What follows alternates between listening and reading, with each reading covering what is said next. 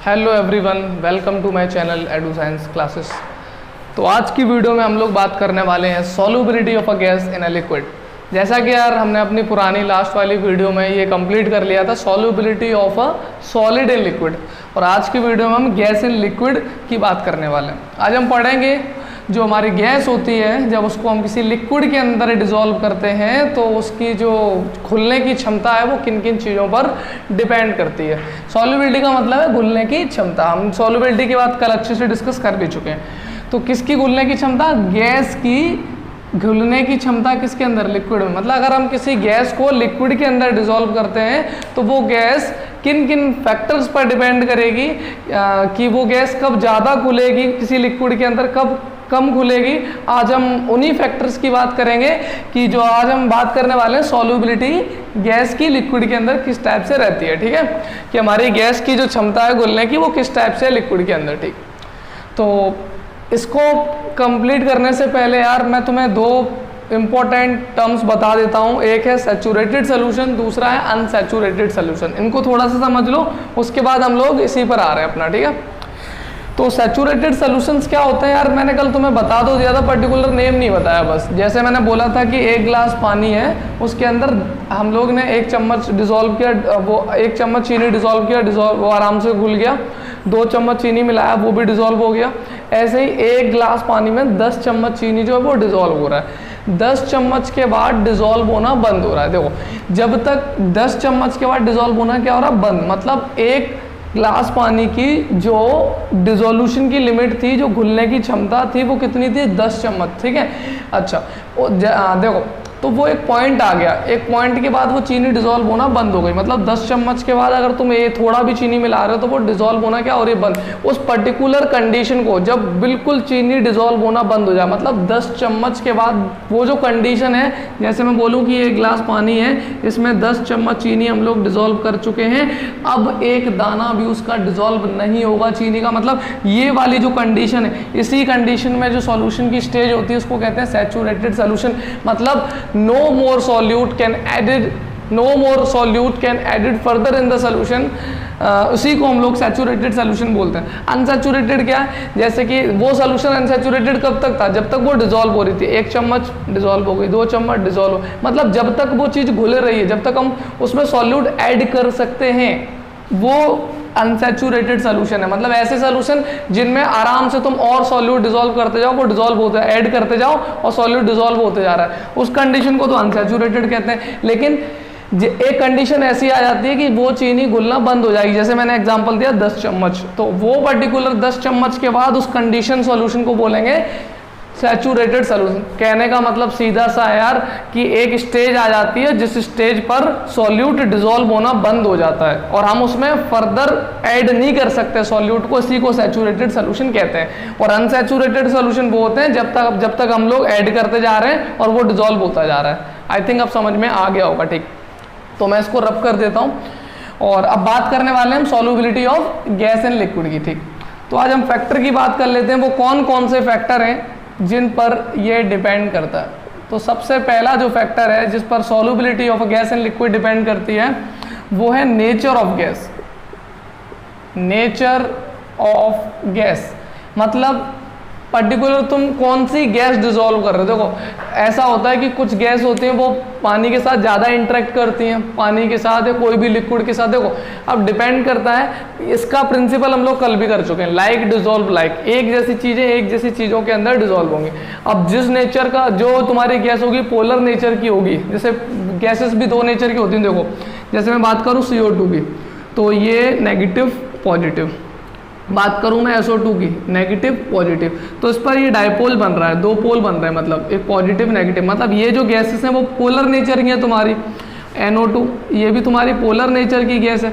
तो जो ये पोलर नेचर की गैस हैं जितने भी, मतलब वो वाटर के साथ अच्छे से इंटरेक्ट करती हैं। जैसे कि मैं बोलूँ पानी के साथ H2O के साथ तुमने CO2 मिलाई तो तुरंत एसिड बन जाता है H2CO3, कार्बोनिक एसिड के नाम से जानते हैं। जैसे ही मान लो वाटर के साथ मैंने SO2 मिलाई, ये भी तुरंत रिएक्ट कर जाएगा, बनाएगा H2SO3 जिसे एसिड रेन कहते हैं, सल्फ्यूरस एसिड। तो देखो ये कुछ गैसेस हैं जो कि वाटर के साथ अच्छे से डिसॉल्व हो रही हैं। मेरी बात समझ आ रही है? तो वो डिपेंड करता है कि तुम्हारी गैस कौन सी है। अब ऐसी भी कुछ गैस हैं जो वाटर के साथ इंटरेक्ट ही नहीं करती, रिएक्ट ही नहीं कर रही, जैसे नाइट्रोजन, हाइड्रोजन, ऑक्सीजन। ये कुछ गैसेस ऐसी हैं कि ये वाटर के साथ डिसॉल्व नहीं हो रही। मतलब जो सॉल्युबिलिटी है लिक्विड के अंदर वो डिपेंड करती है तुम्हारी नेचर ऑफ गैस में, मतलब तुम कौन सी गैस को और पर्टिकुलर किस सॉल्वेंट में डिसॉल्व कर रहे हो। ये बहुत इंपॉर्टेंट फैक्टर है। आई थिंक समझ में आ रहा होगा तुम्हें। तो नेचर ऑफ गैस बहुत ज़्यादा इंपॉर्टेंट रोल प्ले करता है। तो पहला वाला पॉइंट तुम्हें समझ में आ गया होगा कि अगर ये वाली गैसेस हैं NO2, CO2, SO2, तो ये तो वाटर के साथ, मैं पर्टिकुलर वाटर को लेके चल रहा हूँ, लिक्विड बदलोगे तो वो भी बदलेगा। देखो वही प्रिंसिपल लग रहा है नेचर ऑफ गैस वाले में, लाइक डिसॉल्व लाइक। अगर पोलर गैस है तो वाटर में डिसॉल्व होंगी, नॉन पोलर गैसेस हैं तो वो ऑर्गेनिक सॉल्वेंट में ज़्यादा अच्छे से डिसॉल्व होंगी, ठीक है। और फिर से मैं बोलूंगा ये वाटर के साथ अच्छे से इंटरेक्ट कर रही है। तो पहला पॉइंट समझ में आ गया होगा कि नेचर ऑफ गैस के ऊपर ये डिपेंड करेंगी कि कुछ गैसेस जो होती है वो ज़्यादा अच्छे से डिसॉल्व होती हैं वाटर के अंदर, कुछ गैसेस जो होती हैं वो अच्छे से डिसॉल्व नहीं होती हैं। तो नेचर ऑफ गैस एक फैक्टर है जिसके ऊपर solubility of a gas in a liquid depend करता है। चलो पहला पॉइंट तुम्हें समझ में आ गया और इसको नोट कर लेना जो मैंने तुम्हें बता दिया था। सेकेंड जो है बहुत ही ज़्यादा इंपॉर्टेंट, इसको हम लोग बोलेंगे टेम्परेचर। बिल्कुल बहुत इंपॉर्टेंट है और इसको तो आराम से तुम समझ सकते हो जो मैं बोलना चाह रहा हूँ। ये मैंने कल भी तुम्हें बताया था। सुनो, टेम्परेचर पे किस टाइप से डिपेंड करती है। देखो यार, पहले मेरी बात बहुत इंपॉर्टेंट है जो मैं तुम्हें बताना चाह रहा हूँ। जैसे कि गैस इन लिक्विड नेचुरली बहुत जगह पर है। जैसे तुम्हें पता है जो पानी होता है हमारा, सी वाटर है जो भी है, ठीक है, उस वाटर में तुम्हें पता है ऑक्सीजन डिसॉल्व होती है। लेकिन वो बात अलग है कि हम उस ऑक्सीजन को नहीं ले सकते, ठीक है। मछलियाँ ले सकती हैं क्योंकि उनकी बॉडी स्ट्रक्चर अलग है, गिल से वो अलग चीज़ होगी, ठीक है। तो मैं यही बोल रहा हूँ कि ऑक्सीजन में O2 डिसॉल्व होती है लेकिन हम लोग उसको नहीं ले सकते, ये एक अलग बात है, ठीक है। लेकिन ऐसा नहीं कह सकते कि वाटर के अंदर ऑक्सीजन डिसॉल्व नहीं होती। वाटर के अंदर ऑक्सीजन डिसॉल्व होती है, नेचुरली होती है, ठीक है। लेकिन अगर मैं इधर टेम्परेचर को बढ़ा दूं तो ये जो ऑक्सीजन होगी वो ऊपर की तरफ जाने लगेगी, क्योंकि ये गैस है यार। अगर मैं टेम्परेचर बढ़ाऊंगा इसकी एंट्रोपी बढ़ जाएगी। अब मैं क्या बोल रहा हूँ यार, थर्मोडायनेमिक्स की बातें ये सारी। डिग्री ऑफ रैंडमनेस बढ़ जाए, मतलब सीधा सा अगर मैं इसको टेम्परेचर बढ़ाऊंगा, इस गैसेस के जो मॉलिक्यूल होंगे इनके पास एनर्जी आ जाएगी और ये ऊपर की तरफ जाएंगे, क्योंकि ये प्रोसेस जो है बेटा वो एक्सोथर्मिक है। और मैंने तुम्हें कल बताया था एक्सोथर्मिक में क्या होता है, एवोल्यूशन ऑफ हीट होता है। और एवोल्यूशन ऑफ हीट जहाँ होगा वहां पर सॉल्युबिलिटी डिक्रीज होगी। मतलब अगर तुम टेम्परेचर को बढ़ाओगे तो कोई भी गैस लिक्विड के अंदर टिकना नहीं चाहेगी, वो लिक्विड के सरफेस से बाहर निकल जाएगी, क्योंकि उसके गैसेस के मॉलिक्यूल के पास एनर्जी आ जाएगी। मेरी बात समझ में आ गई होगी। तो क्या बोलूंगा मैं, टेम्परेचर के साथ एक्सोथर्मिक एवोल्यूशन ऑफ हीट होता है, तो इसी के पास मैं बोलूंगा on increasing temperature, on increasing temperature solubility जो होगी वो डिक्रीज हो जाएगी। बात समझ में आ गई होगी, क्योंकि ये प्रोसेस कैसी है, एक्सोथर्मिक। और एक्सोथर्मिक प्रोसेस के लिए मैंने कल भी बताया था टेम्परेचर को बढ़ाने पर सॉल्युबिलिटी डिक्रीज होती है, but in the case of endothermic वहां पर अपनी जो सॉल्युबिलिटी है वो इंक्रीज होती थी, ठीक है। तो इसका मैंने एग्जांपल तुम्हें कल भी दिया था। जो एक्वेरियम होता है, देखा होगा यार तुमने, एक्वेरियम जो होता है इसमें फिशेस को रख देते हैं, ठीक है, देखा होगा तुमने। और उसको हमेशा ठंडी जगह पर रखा जाता है, क्योंकि अगर तुम उसे टेम्परेचर को सही जगह, मान लो उसको गर्म जगह पर रख दिया तुमने किसी, तो वहाँ क्या होगा यार, टेम्परेचर ज़्यादा होगा। और तुम्हें पता O2 जो है, O2 क्या, कोई भी पर्टिकुलर, मैं तुम्हें बोल ही चुका हूँ कि जो गैसेस होती है टेम्परेचर बढ़ाने पर उनकी सॉल्युबिलिटी डिक्रीज होती है। अब सोचो एक्वेरियम को अगर गर्म जगह में रख दिया जाए तो उसमें सारी ऑक्सीजन बाहर निकल जाएगी और जो मछलियाँ होंगी उसके अंदर वो सारी मर जाएंगी। तो आई थिंक समझ में आ गया होगा तुम्हें। इसी वजह से जो एक्वेरियम होते हैं उनको ठंडी जगह पर रखा जाता है, ठीक है, क्योंकि यही रीजन है, क्योंकि टेम्परेचर के साथ सॉल्युबिलिटी डिक्रीज होती है। तो सेकंड वाला जो फैक्टर है वो भी आई थिंक तुम्हें समझ में आ गया हो। पहला था नेचर ऑफ गैस, ठीक है, दूसरा है टेम्परेचर पर डिपेंड कर रही है सॉल्युबिलिटी, टेम्परेचर बढ़ाओगे सॉल्युबिलिटी डिक्रीज होगी, ठीक है। रीजन लिख सकते हो, एक तो एक्सोथर्मिक एवोल्यूशन ऑफ हीट, और इसका रीजन लिख सकते हो ऑन इंक्रीजिंग द टेम्परेचर। तो the entropy of a gas is become increases, so the molecules have sufficient energy to escape the surface of liquid. उनके पास सफिशिएंट एनर्जी आ जाती है तो वो सरफेस को छोड़ के बाहर चले जाते हैं, ठीक है। तो फिर मैं इसको रब कर देता हूँ, स्क्रीनशॉट ले लो उसका, ठीक है। तो ये हो गया हमारा दूसरा फैक्टर टेम्परेचर, पहला फैक्टर था नेचर ऑफ गैस। अब जो आने वाले हैं बहुत ही ज़्यादा इम्पोर्टेंट फैक्टर, ये दूसरा वाला टेम्परेचर हो गया था, पहला नेचर ऑफ गैस हो गया था। तीसरा वाला बहुत ही इंपॉर्टेंट फैक्टर है जिसका नाम है प्रेशर। प्रेशर के ऊपर गैस कैसे डिपेंड करती है, गैस की सॉल्युबिलिटी भाई प्रेशर पर तो बहुत अच्छे से डिपेंड करेगी, तो सोचने वाली बात है। सो आई थिंक सॉलिड की जो सॉल्युबिलिटी थी वो प्रेशर पे डिपेंड नहीं करती थी। क्यों? क्योंकि सॉलिड आर इनकम्प्रेसिबल, मैंने तुम्हें बोला था। लेकिन solubility of gas in liquid ये तो बहुत ही ज़्यादा इंपॉर्टेंट, और ये डिपेंड करेगी प्रेशर पे। क्यों? क्योंकि अगर तुम गैस पे प्रेशर लगाओगे तो गैस कंप्रेस हो सकती है, गैस कंप्रेस हो सकती है, तो प्रेशर पर हमारी सॉल्युबिलिटी डिपेंड करेगी। और इसी बात को बहुत ही ज़्यादा हमारे ग्रेट साइंटिस्ट जिन्होंने समझाया, और उनका नाम था हेनरी अरे यार ये कुछ नहीं है, सही हूँ, टेंशन ना लो तुम, जिंदा है अभी, ठीक है, ऐसा कुछ भी नहीं है।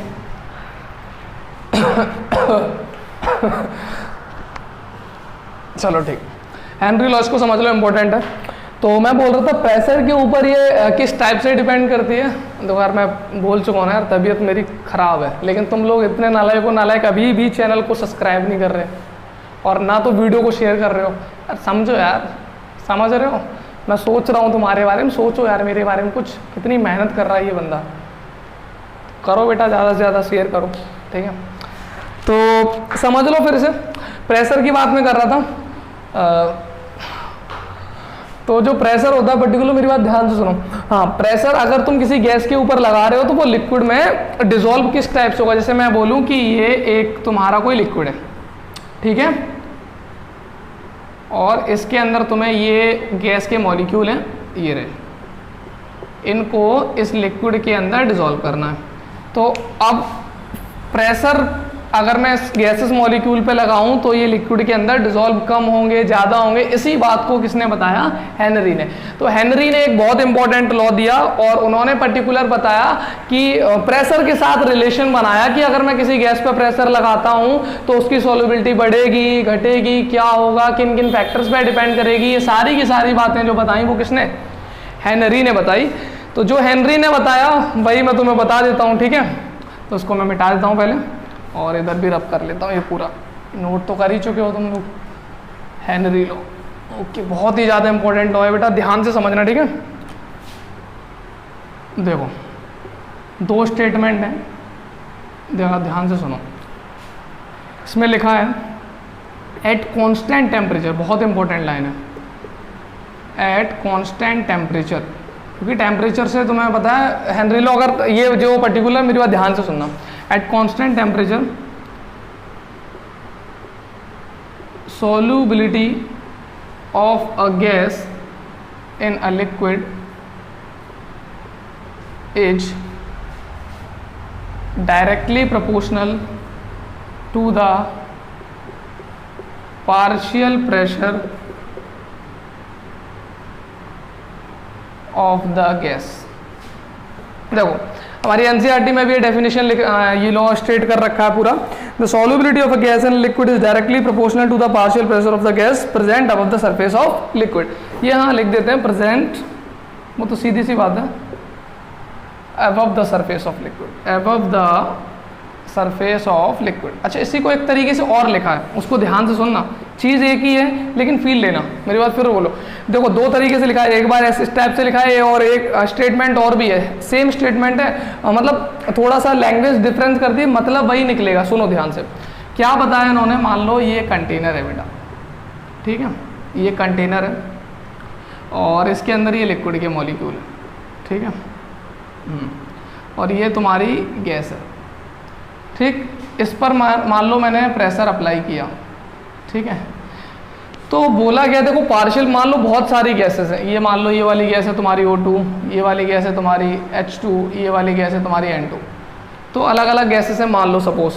तो पर्टिकुलर मान लो कि मैं H2 के ऊपर प्रेशर ज़्यादा लग रहा है, N2 के ऊपर प्रेशर, एंड देखो ऊपर से हमने प्रेशर लगाया, लेकिन हो सकता है कि कुछ इसमें से पर्टिकुलर किसी गैस का प्रेशर ज़्यादा हो। मेरी बात ध्यान से सुनो, जितना ज़्यादा, देखो जो ये लिक्विड है इसके अंदर इन गैसेस की सॉल्युबिलिटी डिपेंड कर रही है प्रेशर पर, तो जितना ज़्यादा इसका पार्शियल प्रेशर होगा, पार्शियल मतलब यार सबका अलग अलग, देखो O2 का प्रेशर जो लग रहा होगा लिक्विड पे वो अलग लग रहा होगा, H2 का अलग लग रहा होगा, N2 का अलग लग रहा होगा, मेरी बात समझ आ रही है। तो जिसका पार्शियल प्रेशर सबसे ज़्यादा होगा, मतलब यार सबका अपना अपना प्रेशर है, N2 अलग लगा रही है, O2 अलग लगा रही है, तो जिसका जितना ज़्यादा प्रेशर, अगर मान लो सबसे ज़्यादा प्रेशर N2 का हुआ तो सबसे ज़्यादा मॉलिक्यूल किस, सोचने वाली बात है यार, कॉमन सेंस वाली बात है कि जिसका प्रेशर जितना ज़्यादा होगा वो गैस उतनी ज़्यादा लिक्विड के अंदर डिजॉल्व हो रही होगी। अच्छा, तो ये होता क्या है, देखो पार्शियल प्रेशर मैं फिर बताऊंगा।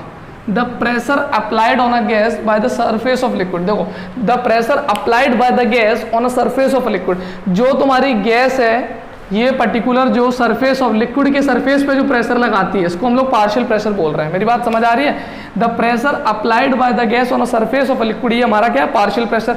तो इसमें बोलूँ कि सबसे ज़्यादा पार्शियल प्रेशर, सपोज सबसे ज़्यादा जो पार्शियल प्रेशर है वो N2 का है, तो सबसे ज़्यादा सॉल्युबिलिटी भी किसकी होगी, N2 की। सीधी सी बात है, बस इतना ऐसा ही बोला है। देखो सीधा सा बोल दूं कि जितना ज़्यादा प्रेशर अप्लाई करोगे या जितना ज़्यादा पार्शियल प्रेशर होगा उतनी ज़्यादा वो गैस डिजॉल्व होगी। अगर N2 का प्रेशर सबसे ज़्यादा हुआ तो N2 सबसे ज़्यादा डिजॉल्व होगी, O2 का प्रेशर सबसे ज़्यादा हुआ तो O2 सबसे ज़्यादा डिजॉल्व होगी। मतलब सॉल्युबिलिटी जो होगी, जो घुलने की क्षमता होगी गैस की, वो डिपेंड करेगी पार्शियल प्रेशर पर। तो जिसका पार्शियल प्रेशर जितना ज़्यादा वो गैस उतनी ज़्यादा उसके अंदर डिजॉल्व होगी। सो यही बोला है तुम्हारे हेनरी ने, लेकिन एट कॉन्स्टेंट टेम्परेचर। क्यों? मान लो तुम ऊपर से तो प्रेशर बढ़ा रहे हो, ऊपर से खूब प्रेशर बढ़ा रहे हो, लेकिन सॉल्युबिलिटी बढ़ी नहीं रही। क्यों? क्योंकि नीचे से तुमने टेम्परेचर बढ़ा दिया। तो अब ये लॉ फॉलो नहीं होगा। ये लॉ सिर्फ और सिर्फ कंडीशन है कि टेम्परेचर कांस्टेंट रहना चाहिए। मतलब प्रेशर बढ़ाओगे, बिल्कुल सही बात है कि गैस डिसॉल्व होगी, लेकिन तुम टेम्परेचर को नहीं बढ़ा सकते, टेम्परेचर को कांस्टेंट। क्योंकि तुम देखो टेम्परेचर कम कर दोगे तो कम प्रेशर पे ही ज़्यादा डिसॉल्व हो जाएगी, टेम्परेचर बढ़ा दोगे तो तुम प्रेशर बढ़ाते ही रहो लेकिन फिर भी डिसॉल्व नहीं हो रही। मेरी बात फील कर रहे हो? मेरी बात फील कर रहे हो? फिर सुनो, अगर तुम टेम्परेचर बढ़ा दोगे फिर तुम प्रेशर खूब बढ़ा लो लेकिन गैस डिसॉल्व नहीं हो रही। क्यों? क्योंकि टेम्परेचर को बढ़ाने से सॉल्युबिलिटी डिक्रीज होती है, अभी मैंने बताया, लेकिन प्रेशर को बढ़ाओगे तो सॉल्युबिलिटी बढ़ रही थी। इसी वजह से टेम्परेचर को कांस्टेंट रखना पड़ेगा। मतलब जैसे मान लो अगर तुम किसी गैस को किसी लिक्विड में डिसॉल्व करना चाह रहे हो तो पर्टिकुलर ऐसी कंडीशन तुम्हें मेंटेन करनी पड़ेगी जहां टेम्परेचर फिक्स हो रहा हो, कांस्टेंट हो रहा हो। मतलब अगर तुम सोचो कि किसी गैस को प्रेशर दबा के तुम डिसॉल्व कर रहे हो, वो होगी उतनी, जितना प्रेशर लगाओगे उतनी ज़्यादा होगी, लेकिन टेम्परेचर को बिल्कुल भी नहीं बदलना। अगर तुम टेम्परेचर को बढ़ा रहे हो और प्रेशर को भी बढ़ा रहे हो तो कोई फर्क नहीं पड़ने वाला। तो सॉल्युबिलिटी तुम बता ही नहीं सकते कि प्रेशर लगाने पर सॉल्युबिलिटी बढ़ रही है घट रही है। इसी वजह से टेम्परेचर को क्या करना पड़ता है, कांस्टेंट। तो याद रख लेना, एट कांस्टेंट टेम्परेचर, ये हेनरी का जो लॉ है वो कांस्टेंट टेम्परेचर पर ही काम करेगा, क्योंकि टेम्परेचर के साथ सॉल्युबिलिटी बदलती है। इसी वजह से हेनरी ने बड़ी चालाकी से लिख दिया है वहां एट कांस्टेंट टेम्परेचर। और बिल्कुल, क्योंकि टेम्परेचर अगर ये वर्ड नहीं लिखोगे ना तुम तो ये पूरा सब गलत हो जाएगा, सब गलत हो जाएगा। क्यों? क्योंकि मेन चीज ये भी है, समझ रहे हो? At constant temperature solubility of a gas in a liquid is partial pressure of a gas present above the surface of liquid. मतलब जिस गैस का पार्शियल प्रेशर सबसे ज्यादा होगा वो गैस सबसे ज्यादा डिसॉल्व होगी उस पर्टिकुलर लिक्विड के अंदर। आई थिंक अब तुम्हें समझ में आ गया होगा कि जैसे मैं बोलूं N2 का पार्शियल प्रेशर सबसे ज्यादा है तो सबसे ज्यादा डिसॉल्व भी कौन होगी, N2। मतलब सॉल्युबिलिटी N2 की सबसे ज्यादा इसलिए है क्योंकि N2 का partial pressure on the surface of liquid सबसे ज्यादा है। आप समझ में आ गया होगा, ठीक। तो इसको मैं एक और तरीके से जो लिख रखा है बुक में वो भी देख लो, जो दूसरा स्टेटमेंट लिख रखा है किताब में उसको भी देख लो, इंपॉर्टेंट है वो भी काफ़ी। तो मैं इधर लिख देता हूँ, वो सेम चीज़ रहेगी स्टार्टिंग में, तो एट कांस्टेंट टेम्परेचर, ये तो बदलना ही नहीं है भाई। उसके बाद लिखा है partial pressure of a gas, partial pressure of a gas is directly proportional to the mole fraction of the gas. सीधी सी बात है भाई, देखो सीधी सी बात है कि ये कंटेनर था, ठीक, इसके ऊपर मान लो मैंने प्रेशर लगाया, पर्टिकुलर गैस के ऊपर प्रेशर लगाया 5 ATM या जो भी है, पर्टिकुलर जो भी यूनिट ले लो, ठीक। तो इस गैस के जो मॉलिक्यूल थे वो इसके अंदर डिसॉल्व हुए, देखो ऐसे मान लो डिसॉल्व हुआ और इतनी ऐसे जो इस टाइप से मान लेते हैं, इतनी दूर दूर ये मॉलिक्यूल ऐसे डिजोल्व होगा, ठीक। 5 atm प्रेशर लगा रहा हूँ मैं गैस के ऊपर, ऐसे और भी मॉलिक्यूल हैं। अब मैंने क्या किया, यहाँ वेट बढ़ा दिया। जैसे एनसीईआरटी में देखो एक देख रखा हुआ 2 बने, एक W1, यहाँ 3 जगह वेट रख दिया। मान लो मैंने यहाँ 3 वेट रख दिए, W1, W2, W3, मतलब यहाँ प्रेशर बढ़ा दिया। यहाँ 5 atm था, यहाँ कर दिया मैंने मान लो 20 atm। अब क्या होगा, ये जो गैस के मॉलिक्यूल होंगे बहुत घने घने होंगे। देखो एनसीईआरटी में डायग्राम बना, उसको ध्यान से देखो। पहले वाले डायग्राम में जब वेट कम रखा है, W1 रखा है, W रखा है, तो मॉलिक्यूल्स दूर दूर हैं। दूसरे बारे में गैस के मॉलिक्यूल बहुत ज़्यादा पास आ गए लिक्विड में। क्यों? क्योंकि बेटा ऊपर से तुमने प्रेशर बढ़ा दिया। तो यही बोल रहे हैं कि मोल फ्रैक्शन ऑफ गैस, मतलब जो मॉलिक्यूल होंगे जो गैस के, वो उतने ज़्यादा होंगे जितने ज़्यादा partial pressure of the gas लगे। मतलब जितना ज़्यादा उनके ऊपर प्रेशर लग रहा होगा पर्टिकुलर गैस के ऊपर, पार्शियल इसीलिए ले रहे हैं क्योंकि मान लो वहाँ ज़रूरी नहीं है एक ही गैस हो। बात को समझो, समझ रहे हो? और भी गैसेस हो सकती हैं, इसी वजह से मैं बोल रहा हूँ पार्शियल प्रेशर, समझ रहे हो? तो partial pressure of a gas is directly proportional to the mole fraction. तो जिसका पार्शियल प्रेशर ज़्यादा होगा उसी के मोल फ्रैक्शन सबसे ज़्यादा होंगे, उसी गैस के मॉलिक्यूल सबसे ज़्यादा होंगे जिस गैस के पार्शियल प्रेशर ज़्यादा होगा। सीधा सा मैं बोलूँ, अगर इस गैस पर 5 atm प्रेशर लग रहा था पहले, तो इसके मॉलिक्यूल दूर दूर थे। प्रेशर इस पर बढ़ गया, 20 atm कर दिया तो मॉलिक्यूल पास पास आ गया। इतनी सी बात है कि यहाँ पर फ्रैक्शन ऑफ मॉलिक्यूल ज़्यादा होगा, यहाँ पर फ्रैक्शन ऑफ मॉलिक्यूल कम है। मतलब फ्रैक्शन ऑफ मॉलिक्यूल अंदर, सीधी सी बात है यार, ज़्यादा मॉलिक्यूल हो ही जाएंगे। जब प्रेशर ज़्यादा लगाओगे, ज़्यादा गैस डिसॉल्व हो गई, तो ज़्यादा गैस का मतलब मॉलिक्यूल्स ज़्यादा। उसी चीज़ को ऐसा लिख दिया, ठीक है? कंफ्यूज मत होना, सेम चीज़ है ये भी और ये भी, ठीक है? बस लैंग्वेज डिफरेंट है और कुछ भी नहीं, ठीक। तो partial pressure of a gas is directly proportional to the mole fraction of a gas at a constant temperature. तो बात इतनी सी थी, बस यही हेनरी ने बताया था कि अगर किसी भी गैस पर, देखो फिर से सुन लो, अगर किसी भी गैस पर जितना ज़्यादा प्रेशर लगाओगे वो गैस लिक्विड के अंदर उतनी ही ज़्यादा डिसॉल्व होगी, लेकिन टेम्परेचर को छेड़ना नहीं है भाइयों बहनों। किसको? टेम्परेचर को। अगर टेम्परेचर को छेड़ दोगे तो फिर ये कहानी जो है हेनरी वाली वो खराब हो जाएगी। तो एक बात का बहुत अच्छे से ध्यान रखना है कि टेम्परेचर को कांस्टेंट रखना, उसके बाद अगर तुम प्रेशर अप्लाई करते हो तो उतनी ज़्यादा वो जो गैस है वो डिसॉल्व होती है, ठीक। तो उसको मैं मिटा देता हूँ, और ये स्क्रीनशॉट लेना है तो ले लो जल्दी से। तो तुम्हें शायद हेनरी लॉ समझ में आ गया होगा, बस इतना सही था, कुछ खास नहीं है, ज़्यादा डिफ़िकल्ट नहीं। जितना हम लोग बना लेते हैं कि बहुत ज़्यादा डिफ़िकल्ट है हेनरी लॉ, तो वैसा कुछ भी नहीं था। देखो ये बात हमेशा याद रखना कि जिस गैस का प्रेशर ज़्यादा, वो गैस के मॉलिक्यूल्स उतने ज़्यादा मिलेंगे। तो जितना ज़्यादा पार्शियल प्रेशर, डाउट में मत रहना, जितना ज़्यादा पार्शियल प्रेशर, मतलब यहाँ O2, N2, H2, जो सबसे ज़्यादा इसका प्रेशर है तो सबसे ज़्यादा ये डिसॉल्व होगी। अगर इसका प्रेशर सबसे ज़्यादा है तो सबसे ज़्यादा ये डिसॉल्व होगी। सबसे ज़्यादा अगर इसका प्रेशर है N2 का, तो सबसे ज़्यादा N2 के मॉलिक्यूल्स इसके अंदर मिलेंगे। तो यही बोला है, partial pressure of a gas is directly proportional to the mole fraction of gas. उसी गैस के मोल फ्रैक्शन, उसी गैस के मॉलिक्यूल सबसे ज़्यादा पाए जाएंगे लिक्विड में जिसका प्रेशर सबसे ज़्यादा होगा, ठीक है? ठीक। तो अब तो आ गया होगा यार, अब आ गया होगा। तो सुनो, इसको फॉर्मूला बना लेते हैं। Partial pressure directly proportional to mole fraction of gas. तो कांस्टेंट प्रोपोर्शनल हटेगा, कांस्टेंट आएगा KH। इसको कहते हैं हेनरी लॉ कांस्टेंट। बहुत इंपॉर्टेंट है बेटा, इसकी कहानियाँ भी काफ़ी चलेगी। इस KH को कहते हैं हेनरी लॉ कांस्टेंट, ठीक है? तो हेनरी लॉ कांस्टेंट बोलते हैं KH को। अच्छा, इस KH पर भी डिपेंड करती है सॉल्युबिलिटी। क्वेश्चन आएगा, मेरी बात ध्यान सुनो। पहले एक रिलेशन लिख लूँ, temperature inversely proportional to solubility. अभी पढ़ा हमने, टेम्परेचर को बढ़ाओगे सॉल्युबिलिटी घटेगी। सॉल्युबिलिटी अगर बढ़ाना चाहते हो टेम्परेचर को घटाना पड़ेगा। मतलब टेम्परेचर ज़्यादा तो सॉल्युबिलिटी कम, टेम्परेचर कम तो सॉल्युबिलिटी ज़्यादा, ठीक। अब जो KH है, KH is directly proportional to temperature. तो सीधी सी बात है, KH is inversely proportional to solubility. 2016 में एक क्वेश्चन आया था इसी से, इसीलिए मैं तुम्हें डिस्कस करना चाहता हूँ।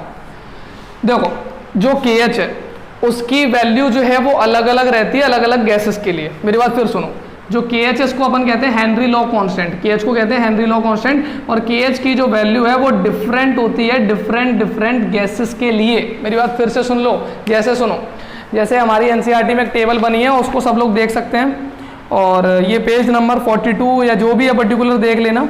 देखो यहाँ पर अलग अलग KH की वैल्यू दे रखी है। जैसे कि मैं बात करूँ 298 केल्विन पर, 298 केल्विन पर जो तुम्हारी क्या बोलते हैं इसे, हाँ 298 केल्विन पर आर्गन की जो KH की वैल्यू है वो 40.3 है और CO2 की जो KH की वैल्यू है 1.67 है। देखो ध्यान से सुनो, ये काफ़ी ज़्यादा इम्पोर्टेंट है। हाइड्रोजन नाइट्रोजन 293 और ये वैल्यू है 69.16 76.48। ये दो example he I think N2 वाला ले लेते तो ज़्यादा बेटर रहेगा। N2 H2 एंड N2, ठीक है। देखो टेम्परेचर हमने कांस्टेंट रखा 293 KH की वैल्यू देखो, मेरी बात ध्यान से सुनो। जैसे कि मैं बोल रहा हूँ कि N2 की वैल्यू अभी KH की कितनी 76.48, ठीक। अभी देखो और H2 की वैल्यू जो है वो कैसी है 69.16, मतलब जो KH की वैल्यू है वो अलग है। तुम देख सकते हो अलग अलग गैसेस के लिए जो KH की वैल्यू है वो डिफरेंस है। अच्छा एक एग्जांपल और भी ऐसी में O2 फॉर 293 34.86, ऐसे तुम्हारा N2 भी है 2, मैं ऊपर लिख देता हूँ, यहाँ लिख देता हूँ N2 फॉर 290 N2 फॉर 303 88.484। अब इसको समझ लो ध्यान से। देखो N2 की बात करूँगा, यहाँ देखो कम टेम्परेचर था, यहाँ बढ़ा दिया, टेम्परेचर को बढ़ाया KH बढ़ा, देखो ये बात प्रूफ हो रही है। KH directly proportional to temperature. अगर तुम टेम्परेचर को बढ़ाओगे हेनरी लॉ कांस्टेंट की वैल्यू भी बढ़ेगी। जैसे कि N2 की वैल्यू 293 के लिए 76 थी, उसी N2 की वैल्यू 303 पर 88.4 हो गई। देखो और दूसरी बात, हर एक का KH अलग है। H2 का KH वैल्यू अलग है, नाइट्रोजन का देखो सेम टेम्परेचर है पर KH वैल्यू, मतलब जो KH वैल्यू है वो अलग अलग गैसेस के लिए बदल जाती है। क्यों? क्योंकि देखो जो सॉल्युबिलिटी है मैंने अभी बताया वो डिपेंड करती है नेचर ऑफ गैस पे। हर एक गैस का जो सॉल्युबिलिटी है वो अलग है। और मैंने अभी बताया कि KH is inversely proportional to solubility. तो जिस गैस की KH वैल्यू ज़्यादा उसकी सॉल्युबिलिटी हमेशा कम होगी। क्वेश्चन आया था 2016 में, देख सकते हो तुम जाके, कि दो गैस है, एक का नाम A और दूसरे का नाम B है। गैस A जो है वो ज़्यादा डिसॉल्व होती है, गैस A ज़्यादा डिसॉल्व होती है और गैस B जो है वो कम डिसॉल्व होती है। किसकी KH वैल्यू ज़्यादा? तो जो ज़्यादा डिसॉल्व हो रही है A, उसकी KH वैल्यू कम होगी और जो कम डिसॉल्व हो रही है उसकी KH वैल्यू ज़्यादा होगी। तो इससे पर्टिकुलर हेनरी लॉ कांस्टेंट इसी टाइप का क्वेश्चन आएगा, या तो सॉल्युबिलिटी से आएगा या फिर टेम्परेचर से आएगा। अगर तुम्हें बोल रखा है कि एक ही गैस है और अगर हम टेम्परेचर को बढ़ाएंगे तो KH वैल्यू पे क्या इफेक्ट पड़ेगा, तो सिंपल सी बात है, अगर टेम्परेचर बढ़ाओगे तो KH वैल्यू बढ़ेगी फॉर पर्टिकुलर। अगर हाँ, और हर गैस की जो KH वैल्यू है वो अलग अलग होती है एक कांस्टेंट टेम्परेचर पर भी, ये भी याद रख लो, ठीक है। और KH वैल्यू जो होती है वो इनवर्सली प्रोपोर्शनल है किसके? सॉल्युबिलिटी की। मतलब यार जो गैस ज़्यादा सॉल्युबल होगी, जो गैस की सॉल्युबिलिटी ज़्यादा होगी उसकी KH वैल्यू कम होगी, ये याद रख लेना। देखो टेम्परेचर इनवर्सली प्रोपोर्शनल है सॉल्युबिलिटी के और KH वैल्यू भी इनवर्सली प्रोपोर्शनल है सॉल्युबिलिटी के। मतलब अगर KH वैल्यू ज़्यादा तो सॉल्युबिलिटी कम, लेकिन टेम्परेचर को बढ़ाओगे तो KH भी बढ़ेगी। मतलब सीधा सा है, टेम्परेचर बढ़ाओगे तो वो गैस तुम्हें पता है कम घुलेगी तो सॉल्युबिलिटी क्या होगी? कम होगी। और टेम्परेचर को डायरेक्ट रिलेट कर दिया किससे? KH वैल्यू से। बार बार रिवाइंड करके वीडियो को देखो, समझ में आएगा। अगर तुम सोचो कि एक ही बार में सारी कहानी तुम्हारे दिमाग में चली जाए तो देखो ऐसा नहीं होता, मैं फिर बोलूँगा। अगर देखो सक्सेस का एक ही जो मुझे लगता है सीक्रेट है यार, वो है हार्ड वर्क। सीधी सी बात है, और कोई भी नहीं। अगर कोई बोले कि इसी टाइप से नॉर्मल लॉजिकल, कुछ नहीं, मैं फिर बता रहा हूँ, मेन जो चीज़ है वो हार्ड वर्क। अगर वो करोगे तो कुछ हो सकता है। देखो मैं मना नहीं कर रहा, स्मार्ट वर्क होता है, ठीक है, बहुत अच्छी चीज़ है, ठीक है। लेकिन देखो यार पर्टिकुलर मैं यार उन स्टूडेंट्स की बात कर रहा हूँ, क्योंकि देखो हर एक स्टूडेंट्स ऐसा नहीं होता कि यार उसके पर्टिकुलर बहुत ज़्यादा ब्रिलियंट, वो एक ही दो होते हैं यार, 2 ही 4 होते हैं वो, ऐसे समझ रहे हो।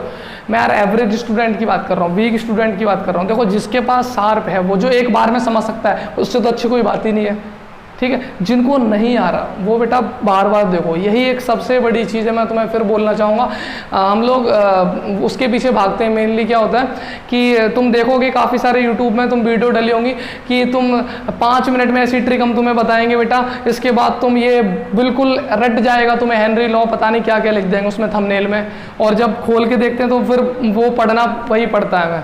मैं फिर बोल रहा हूँ, मैं काफ़ी बार हो चुका है ऐसा, मैं काफ़ी बार काफ़ी चीज़ अपनी रिलेटेड भी देख चुका हूँ चीज़ें। जब मैं खुद भी पढ़ाई करता हूँ तो मुझे भी लगता है यार कोई शॉर्ट मिल जाए, लेकिन ऐसा नहीं है, कोई शॉर्ट नहीं होता। मैं फिर बोल रहा हूँ, अच्छे से पढ़ो, चीज़ों को अच्छे से समझो, तभी कर पाओगे एग्ज़ाम में। और मैं एक चीज़ बोलूँगा, इम्पोर्टेंट और इन सब चीज़ों के चक्कर में मत पढ़ना, पूरा पढ़ो, नहीं तो लास्ट में बहुत ज़्यादा पछताने वाले हो।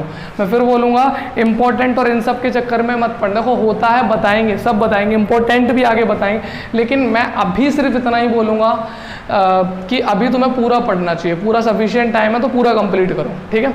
चलो, तो यहाँ तक की बात ये कंप्लीट हो गई। तो हमने हेनरी लॉ कॉन्स्टेंट तक ये कंप्लीट कर लिया।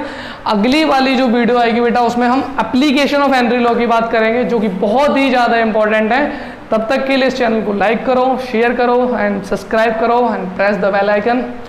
Take care, good bye.